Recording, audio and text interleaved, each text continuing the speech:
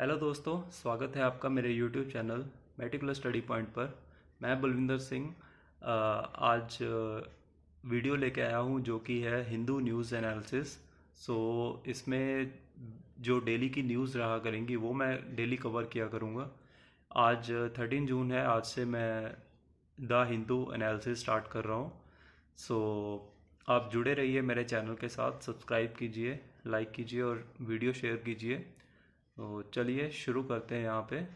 सो first news से start करते हैं। Abnormal dinosaur egg found in India. Discovery of egg in egg leads to new link of reptilian and avian evolution. So basically यहाँ पर abnormal dinosaur egg मिला है जिसकी discovery lead करती है new link of reptilian and avian birds evolution. So reptile और avian के बीच में ये जो एग मिला है ये एक कनेक्टिंग लिंक है। So while eggs within eggs are a rare phenomena, they are so far known to occur only in birds and never known in reptiles. तो अभी तक ये reptiles में देखने को नहीं मिलते थे ये phenomena, and it only occurs in birds. This discovery brings out newer connection between reptilian and avian evolution. So evolution point perspective से बहुत important है कि यहाँ पर जो एक connecting link है reptile और avian evolution के बीच में. The findings published in journal Scientific Reports talk about egg in egg phenomena in a titanosaurid dinosaur egg found at Bagh in Madhya Pradesh Dhar district. So ये बाग मध्य प्रदेश धार डिस्ट्रिक्ट में मिला है। So dinosaurs of sauropod family were among the largest land animals that ever lived and widespread million of year ago in the territory that is now India. So ये जो sauropod family है ये largest land animal है और ये बहुत million years पहले थे जो कि अब इंडिया है यहाँ पर मौजूद थे। So fossils of these animals have been found in Gujarat, Madhya Pradesh and Meghalaya. So ये आप देख सकते हैं the site from where the eggs were dug up at Bagh in Dhar district of Madhya Pradesh. Next है modern times watches keep an eye on workers.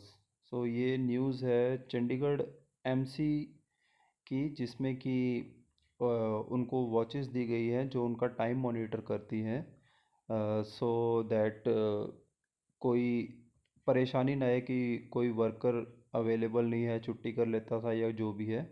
सो उस basis पे ये news है। सो है ये अच्छी बात है कि ऐसा गैजेट्स होना चाहिए, but there are many complaints like GPS tracking a privacy invasion says experts का कहना है कि ये एक प्रिवेसी इन्वेजन है और यहाँ पर कुछ लोगों ने कंप्लेंट भी किया है कि उनके सैलरी में से 14,000 उनकी सैलरी थी, 2,000 मंथली सैलरी में से डिडक्ट हो गया। सो कुछ ऐसे वर्कर्स हैं जो कहते हैं कि उनको डर लगा रहता है कि कभी भी ऐसा कई बार बंद हो जाए या कैसे भी ये हमारा कहीं पैसे ना कट जाएं। तो ये एमसी द्वारा 2020 में ये गैजेट लॉन्च किया गया था टू द सफाई कर्मचारीज, that is sanitation workers in Chandigarh. So ये चेक रखने के लिए था कि कोई इलीगली काम घर पे तो नहीं बैठा या काम पे नहीं गया हो या ऐसा। सो अटेंडेंस के रिकॉर्ड के लिए। So it is now they are complaining about it. Next है study reveals child artist work for more than 12 hours a day. So जो आपने देखा होगा सीरियल्स मूवीज़ होती हैं उनमें छोटे छोटे बच्चों को लिया जाता है, they are the child artist. Study ने ये रिवील किया है कि वो 12 घंटे से ज़्यादा काम करते हैं, that comes under child labour. So according to child labour act that clearly mentioned that no child shall be allowed to work for more than 5 hours in a day। 5 घंटे से ज़्यादा नहीं काम कर सकता कोई भी बच्चा। And recent study reveals that a child below the age of 15 in entertainment industry in India works more than 12 hours a day. सो ये 12 घंटे से ज़्यादा काम कर रहे हैं, और these are violating the child adolescent labour prohibition and regulation act CALPRA that prohibits engagement of children in all occupations. So ये जो एक्ट है ये प्रोहिबिट करता है बच्चों को किसी भी ऑक्यूपेशन में 5 घंटे से ज़्यादा काम करने के लिए. So, in 2019, Indian media and entertainment industry was valued 1.67 trillion, from which children make up nearly 30% share of impressions. So, up to 15 years age के लिए बच्चे जो हैं वो 30% शेयर मतलब उनका है वो काम करते हैं. सो बेसिकली अब यहाँ पर क्या है कि इससे एजुकेशन के ऊपर भी उनके फ़र्क पड़ता है. कुछ जो आप यहाँ पे देखिए, कुछ एजुकेशन डिसकंटिन्यूड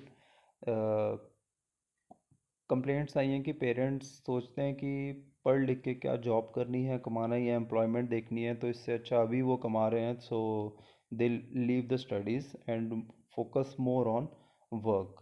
सो इसी वजह से जो है वो ज़्यादा डेडिकेट करते हैं अपने वर्किंग आवर्स में बजाय के स्टडी करने के लिए. सो ये जो child study title child artist in India by child rights and you, a non-governmental organization that work towards ensuring children's rights, suggests that the overall number of child artists is estimated to between 6,059 to 12,334 based on media and entertainment skills estimates for 2017 and census 2011. तो इतने बच्चे जो हैं 6,000 से ज़्यादा वो child artist के तौर पर काम करते हैं. सो कोई ऐसा there are no precise statistics available on the estimate of child artist in the country. तो देयर इज़ नो ऐसा कोई स्टैटिस्टिक्स प्रेजेंट नहीं है कि चाइल्ड आर्टिस्ट कितने ज़्यादा मतलब इस इंडस्ट्री में हैं.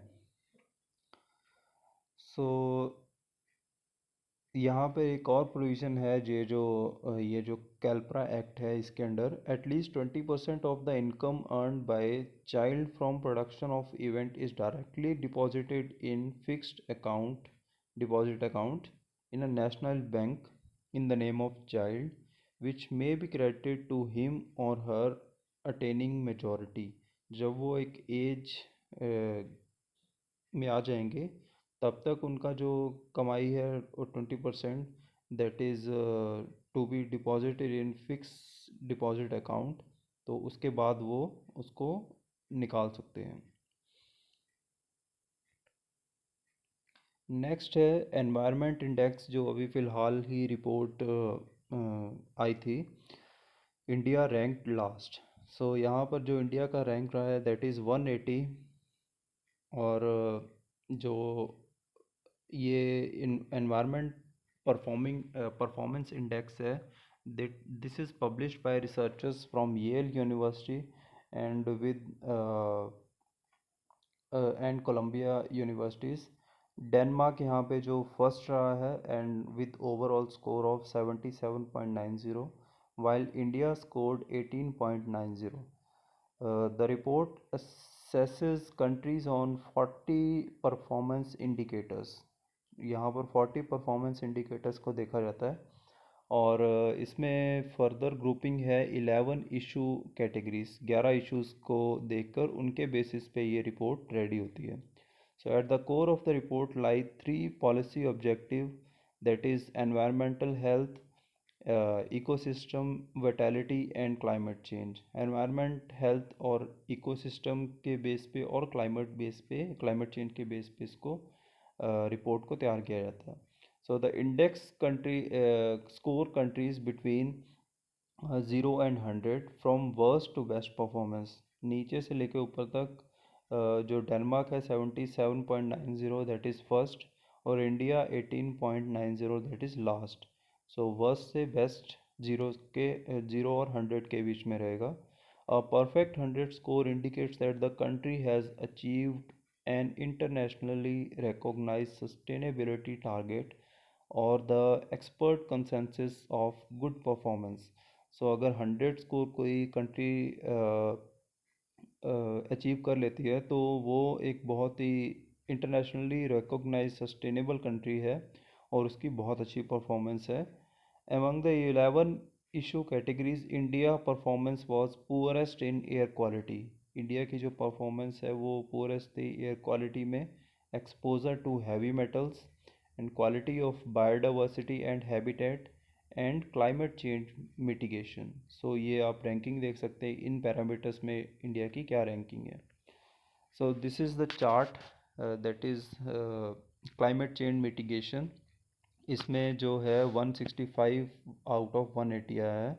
According to the report by 2054 countries, China, India, US and Russia alone will be responsible for over 50% greenhouse gas emissions.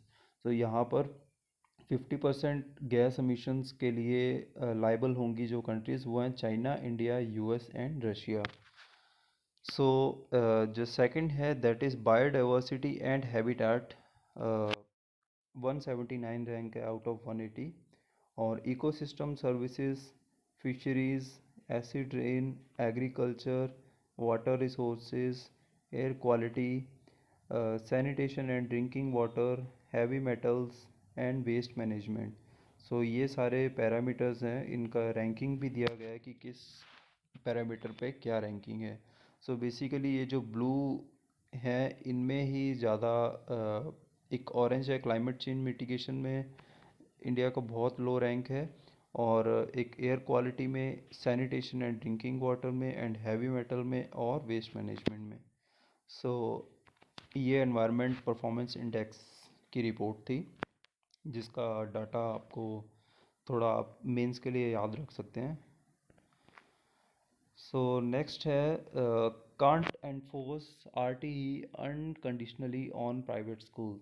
So high court जो है दिल्ली की हाई कोर्ट है, उसने ये एक फ़ैसला सुनाया जिसमें कि पेटिशनर ने ये डाला था कि उसके बच्चे को स्कूल से नाम स्ट्रक ऑफ कर दिया गया है क्योंकि उन्होंने फ़ीस नहीं पे की. सो यहाँ पर जो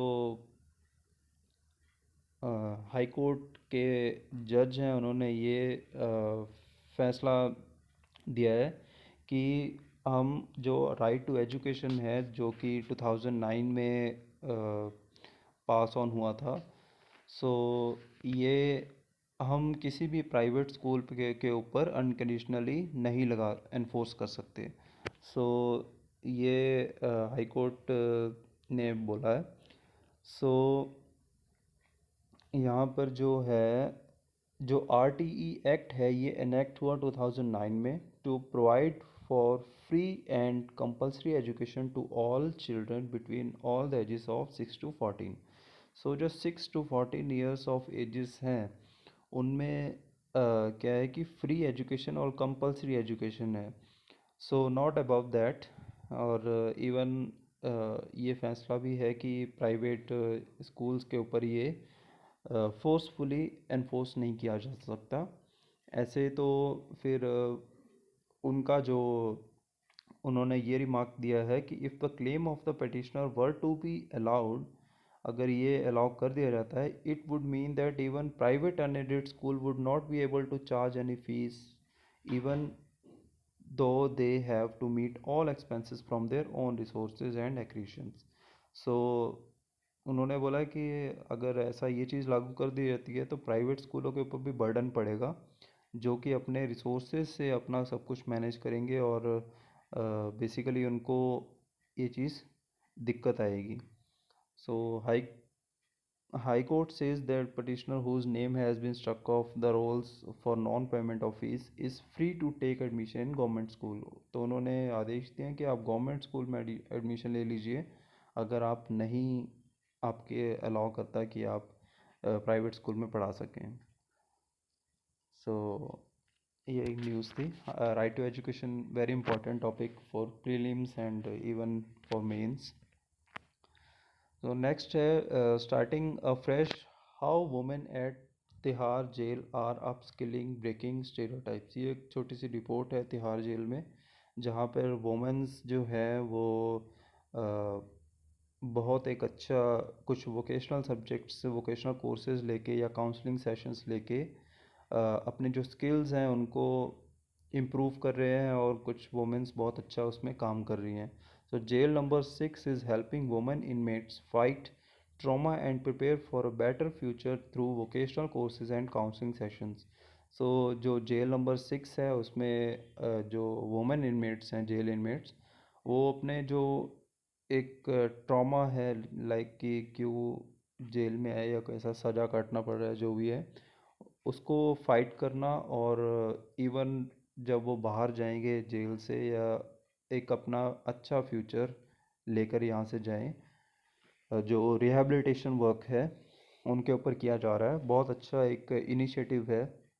सो they are getting vocational courses and counselling sessions. ये आप पिक्स वगैरह में देख सकते हैं, बहुत सारे जो काम है वो कर रहे हैं। Tihar jail number 6 is home to over 400 prisoners who engage themselves in running a full-time kitchen and in-house beauty parlor while also attending tailoring and embroidery classes. तो किचन भी रन करती है, ब्यूटी पार्लर का काम भी सीख रही हैं, and even attending the tailoring and embroidery की क्लासेस भी लेती है। So it has helped them shed their apprehensions and hope for a future in which they can earn and gain recognition using the skills they are learning here. So जब jail से उनको bell मिलेगी, so they can get their future secured, और एक जो अपने यहाँ पे स्किल्स लेके जाएंगी उससे एक अच्छा अपना अर्निंग कर सकते हैं। सो बहुत अच्छा इनिशिएटिव है। काउंसलिंग भी की जाती है उनकी। सो नेक्स्ट है India in talks for more Apache Chinook choppers. So India को और चाहिए अपाचे और चिनूक जो हेलीकॉप्टर्स हैं। So the F/A-18E or F, a Super Hornet fighter, has distinct advantages in terms of capability over competitor French Rafale MZ2 operate from Indian Navy's air aircraft carriers. So यहाँ पर जो ये super hornet fighter है, इसका मोर advantages हैं। So India इसको procure करने में भी है, और ऑल्सो नेगोशिएट कर रहा है कि जो चिनूक CH-47F है और अपाचे हेलीकॉप्टर्स हैं, ये जल्दी से जल्दी मिले उनको। ये बोइंग कंपनी है US बेस्ड, उनसे ये ख़रीदने की बात चल रही है। और इवन जो the F/A-18F can operate off Indian aircraft carriers. So ये इजीली ऑपरेट कर सकते हैं इंडियन जो एयरक्राफ्ट कैरियर्स हैं। जो अभी इंडिजीनियस कैरियर है विक्रांत, जो अभी कमीशन होगा, set to be commission in August. The navy is in urgent need of carrier based jets to operate from both the carriers. So India के पास 2 कैरियर हो जाएंगे, और इसमें से जो ये सुपर हॉर्नेट फाइटर है रिफाले की बजाय उसको प्रेफर कर रहे हैं कि उसके बहुत सारे एडवांटेजेस है। सो इंडिजीनियस करियर जो विक्रांत है वो भी कमीशन हो जाएगा, और इसलिए जो इसको जल्दी से जल्दी प्रोक्योरमेंट के लिए देख रहे हैं। So the Indian air force operates 22 Apache attack helicopters and 15 Chinook heavy lift helicopters. ये जो आप पिक देख रहे हैं, ये है Chinook CH-47 helicopter used by IAF। ये हैवी से हैवी लोड्स को अपलिफ्ट कर सकता है, and this is procured from Boeing through foreign military sales programs of US government under $3 billion deal in September 2015. सो ये सितंबर 2015 में बाय किया गया था। एंड नेक्स्ट है पौंडीचेरी वार्सिटी इन क्यूएस ग्लोबल रैंकिंग्स। जो पौंडीचेरी यूनिवर्सिटी है वो क्यूएस ग्लोबल रैंकिंग में दिखी है। Rankings for the 2022 and 23 academic year placed it in the 801 to 1000 rank range. तो इतने रैंक रेंज में ये आई है। It has been ranked among the top 1000 universities in the world in the latest QS World University Rankings। तो ये world rankings release की जाती है। And which is among the most widely accepted global survey benchmarks। तो इसके अच्छे खासे benchmark set होते हैं ये QS ग्लोबल रैंकिंग के। इसके बेस पे यूनिवर्सिटी को कैटेगराइज किया जाता है। According to University Press Note, the QS World University Rankings released for 2022, it has been ranked in the range of 801 to 1000. So, a record number of 2462 institutions from about 100 countries participated this year's ranking, and only 41 Indian institutions managed to make an entry in the QS World university rankings. So 2462 ये institution ने participate किया और 100 countries के institutions हैं। India की just only 41 institutions हैं जिनको QS global ranking में जगह मिली है। So these are the these ranking were based on 8 parameters. यहाँ पर 8 पैरामीटर्स को सेट करके किया जाता है। Academic reputation, employer reputation, faculty student ratio, citations per faculty, international faculty ratio, international student ratio, international research network and employment outcomes। ये जो parameters हैं इसके बेसिस पे रैंकिंग की जाती है। And this is Pondicherry University has been participant in the World University Ranking since 2020, actively participating in some other rankings also.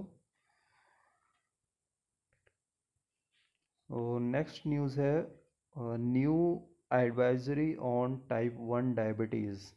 ये जो डायबिटीज़ है इसके लिए न्यू एक एडवाइजरी जारी की गई है। If in a case any patient is travelling, so travelling के लिए कुछ एडवाइजरी जारी की गई है। India has the highest number of patients. जो टाइप 1 डायबिटीज़ हैं उसके लिए इंडिया में सबसे ज़्यादा पेशेंट्स हैं। एंड इसमें उन्होंने कहा है कि for never wearing brand new shoes नहीं पहनने हैं, to travelling with flash cards to navigate language barrier and managing meals when crossing time zones, storage of insulin and how to minimize glucose fluctuation। सो कैसे कैसे meals को manage करना है, time zones के according set करना है, और storage insulation की स्टोरेज करके रखनी है, और मिनिमाइज़ करना है अपने ग्लूकोज फ्लक्चुएशन को। ये आईसीएमआर जो Indian council of medical research है उसने प्री ट्रैवल एडवाइजरी जारी की है for children and adolescents living with type 1 diabetes. So this is the first ever country's list of basic do and don'ts to ensure the safety of type 1 patients during travel। तो first advisory है for type 1 patients. तो India में क्या है कि ये highest number of patients हैं, और ये जो टाइप 1 डायबिटीज़ है, it is a chronic condition in which the pancreas produces little और नो इंसुलिन, या बिल्कुल ही कम या नो इंसुलिन प्रोड्यूस करती है। So it is typically appears in adolescence and symptoms include increase thirst, frequent urination, hunger, fatigue and blurred vision. So thirst हो जाता है और इंक्रीज्ड, और यूरिनेशन होती है, भूख ज़्यादा लगती है, थकावट महसूस होती है, ब्लड विजन हो जाती है, कम धुंधला दिखाई देता है, और इसलिए ये कुछ जो ये गाइडलाइंस हैं ये दी गई हैं। सो नेक्स्ट है international news, that is WTO chief sees bumpy road as ministers chalk out deals. So यहाँ पर जो है head of WTO director general है जो है नगोजी ओकोंजो इविएला, उन्होंने ये एक मीटिंग रखी है, that is highest level meeting, और ये आफ्टर ओवर 4 इयर्स, 4 साल के बाद हुई है।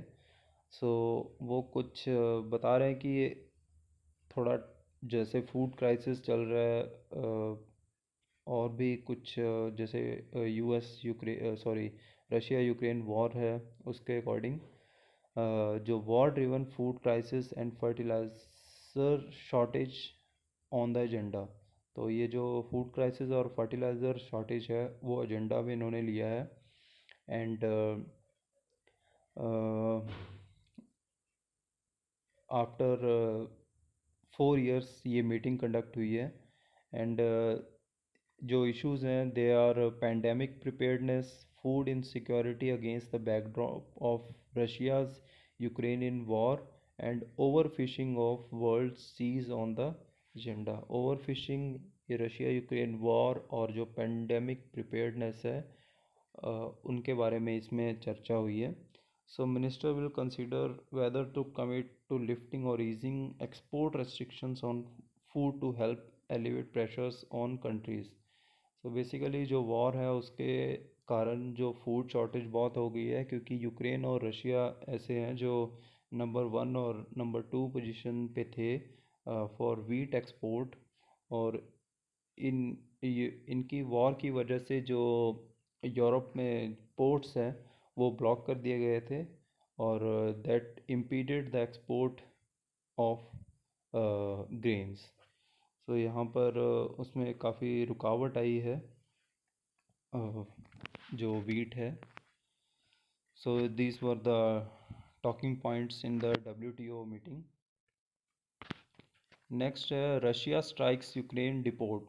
तो रशिया ने अगेन स्ट्राइक किया है यूक्रेन का डिपो, बैटल फॉर सेवेरोडोनेस्क रिजेस। सो यहाँ पे एक और एरिया को उन्होंने टारगेट किया है, सेवेरोडोनेस्क को। It's rare attack in the west of country leaves 22 injured. 22 लोग वहाँ पे इंजर्ड हुए हैं। और बेसिकली उन्होंने Russian forces said on Sunday that they had struck a site in western Ukraine storing large amount of weapons. तो वहाँ पर weapons stored थे, that is supplied by the US and European countries as the battle intensified for a key eastern city of Severodonetsk. तो इन्होंने इसी city को target किया है, क्योंकि वहाँ पे माना जा रहा था उनके द्वारा, रशियन फोर्सेस के द्वारा, कि वेपन जो US और EU द्वारा सप्लाई किए गए हैं यूरोपियन स्टेट द्वारा, वो वहाँ पर स्टॉक पाइल किए गए हैं। तो नेक्स्ट न्यूज़ है Sri Lanka open to buying oil from Russia says PM, and also willing to accept more Chinese help. So Sri Lanka ने कह दिया कि रशिया से ऑयल बाय करेगा, और they are accepting the Chinese help also. So Sri Lanka may be compelled to buy more oil from Russia as the island hunts desperately for fuel amid unprecedented economic crisis. तो वहाँ पर बहुत देर से आप देख रहे हैं कि इकोनॉमिक क्राइसिस चल रहा है। उसके चलते जो प्राइम मिनिस्टर हैं रानिल विक्रमसिंघे, उन्होंने इसको क्रूड ऑयल रशिया से बाय करने के लिए विचार किया है। Western nations largely have cut off energy imports from Russia in line with sanctions imposed invasion of Ukraine। क्योंकि यूक्रेन के ऊपर इन्वेजन किया, इसलिए बहुत सारी कंट्रीज़ ने इसको रशिया से इंपोर्ट करना बंद कर दिया है।